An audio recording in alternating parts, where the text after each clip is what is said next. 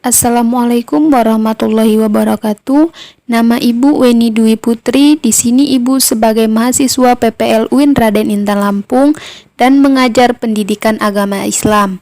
Materi kita hari ini tentang zakat fitrah dan zakat mal. Zakat fitrah, secara bahasa, zakat fitrah itu adalah zakat kesucian. Nah, secara istilah, zakat fitrah adalah zakat yang wajib dikeluarkan setiap jiwa atau setiap orang yang mukmin di bulan Ramadan. Zakat fitrah hanya dilakukan sejak awal bulan Ramadan sampai menjelang sholat Idul Fitri. Hukum zakat fitrah ini adalah wajib ya, baik itu laki-laki, perempuan, dewasa, budak maupun merdeka dan anak-anak juga ya. Besaran zakat fitrah yang harus dikeluarkan setiap orang adalah 1 sa' atau 3,1 liter atau 2,5 kilogram beras atau uang seharga bahan makanan pokok ya. Dan hadis Rasulullah Shallallahu Alaihi Wasallam yang mengatakan bahwasannya zakat fitrah itu wajib, yaitu Rasulullah Shallallahu Alaihi Wasallam bersabda mewajibkan zakat fitrah untuk mensucikan orang-orang yang berpuasa dari perkataan dan perbuatan yang keji. Hadis riwayat Abu Daud dan Ibnu Majah. Nah, selanjutnya syarat muzaki. Jadi muzaki ini adalah orang yang mengeluarkan zakat. Nah, apabila kita berzakat itu kita harus memenuhi syarat. Yang pertama, kita itu Islam, kita mampu membayar zakat dan kita mengalami kehidupan di bulan Ramadan. Maksudnya, anak yang baru lahir pun dia lahir di bulan Ramadan, maka dia juga wajib dikeluarkan zakat oleh orang tuanya ya. Dan selanjutnya itu tentang rukun zakat fitrah. Jadi tahap demi tahapnya, yang pertama itu adalah kita membaca niat. Tentunya kalau berzakat kita membaca niat. Saya berniat mengeluarkan zakat fitrah untuk diriku sendiri dan keluargaku misalnya karena Allah Ta'ala. Yang kedua adanya muzaki. Muzaki tadi ya, orang yang berzakat fitrah. Yang ketiga adanya mustahik, orang yang menerima zakat. Nanti akan kita bahas di akhir. Kemudian yang keempat adanya harta yang dipergunakan untuk zakat fitrah. Selanjutnya adalah waktu zakat fitrah. Waktu zakat fitrah ini terbagi 3 ya. Yang pertama itu waktu takjil. Ini dilakukan sejak awal Ramadan hingga hari terakhir bulan Ramadan sebelum maghrib ya, sebelum takbiran kita. Nah, yang kedua, waktu wajib itu dilakukan semenjak matahari terbenam sampai sebelum sholat subuh di akhir bulan Ramadan. Dan ini dia waktu lebih utama atau waktu yang afdolnya, yaitu sejak selesai sholat subuh sampai sebelum pelaksanaan sholat Idul Fitri. Jadi sebelum sholat Idul Fitri pun masih bisa membayar zakat dan itu waktu yang lebih utama. Nah, yang kedua kita bahas adalah zakat mal. Berbeda dengan zakat fitrah yang diwajibkan oleh setiap orang sekali setahun, yaitu pada bulan Ramadan. Nah, kalau zakat mal itu apa, Umi? Zakat mal itu adalah zakat atas harta yang dimiliki oleh seseorang. Zakat mal dikeluarkan untuk membersihkan harta yang kita miliki dengan cara memberikannya kepada orang yang berhak menerimanya dengan kadar dan syarat-syarat yang telah ditentukan. Jadi hukum zakat mal ini wajib, tapi wajib bagi orang yang sudah memenuhi syarat-syaratnya. Apa saja syarat-syaratnya? Yang pertama itu kita Islam, kemudian yang kedua kita merdeka, kita tidak budak, kita bukan hamba sahaya. Yang ketiga, harta milik sempurna tidak merupakan pinjaman pihak lain. Harta itu memang asli milik kita, bukan pinjaman dari orang lain. Yang keempat, harta mencapai 1 nisab per tahunnya ya. Nisab itu adalah batas minimal jumlah harta sehingga wajib dikeluarkan zakatnya. Misalnya nanti kita akan bahas ya. Yang kelima, sudah 1 tahun dimiliki. Untuk jenis harta tertentu hal ini tidak disyaratkan ya.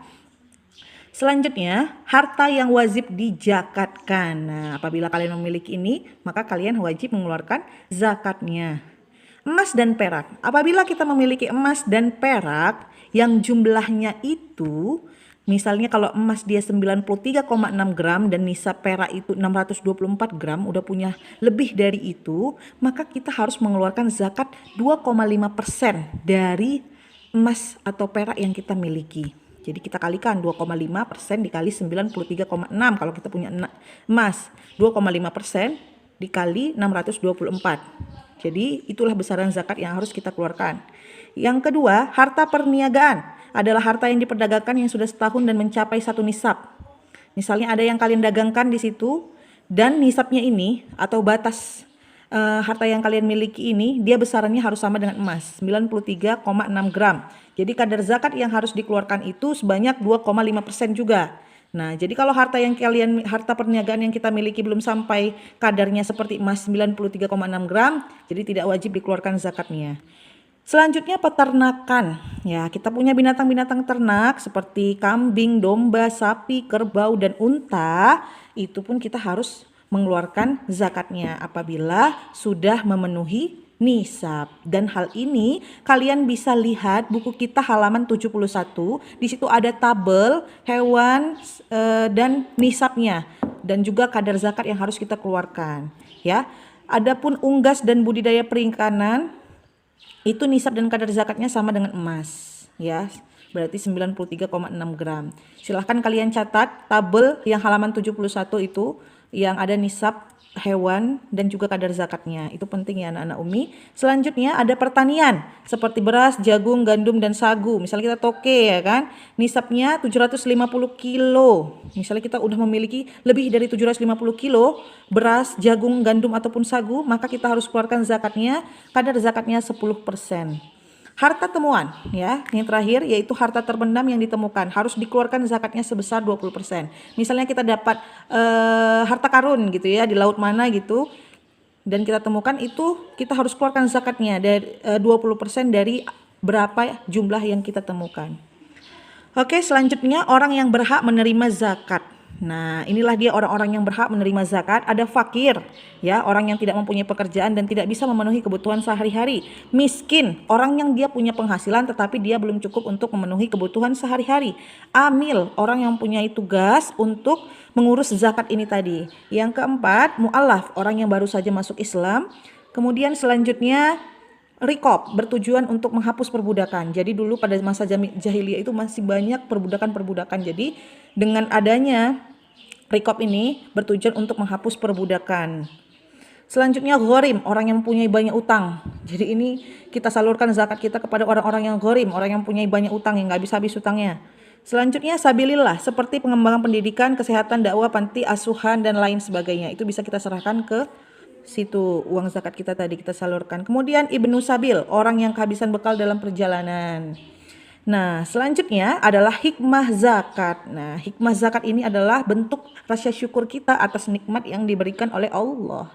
Kemudian mengurangi kesenjangan sosial antara si kaya dan si miskin. Kemudian mensucikan diri dari dosa dan memurnikan jiwa, menumbuhkan sifat dermawan dan mengikis sifat kikir, pelit ya. Alat pembersih harta dari ketamakan orang yang jahat. Kemudian hikmah zakat yang selanjutnya adalah menolong, membantu dan membina kaum duafa. Dan yang terakhir adalah mewujudkan tatanan masyarakat yang sejahtera, rukun dan damai. Inilah dia hikmah yang kita dapatkan apabila kita berzakat.